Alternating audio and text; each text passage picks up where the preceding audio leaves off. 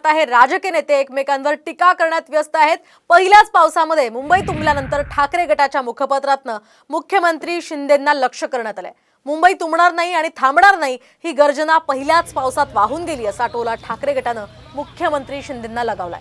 तसंच नाले सफाईतील भ्रष्टाचाराची चौकशी करण्याची हिम्मत दाखवा असं आव्हान सुद्धा ठाकरे गटानं मुख्यमंत्र्यांना दिलंय। ठाकरे गटाच्या मुखपत्रात नेमकं काय लिहिलंय आपण सविस्तर पाहूया। मुंबई तुंबणार नाही, थांबणार नाही ही तुमची गर्जना 110% नाले सफाईचे दावे आणि त्यासाठी खर्च केलेले 250 कोटी रुपये पहिल्याच पावसात वाहून गेले। हा दोष फक्त पावसाचा नाहीये तर तुमच्या कट आणि कमिशन कारभाराचा आहे।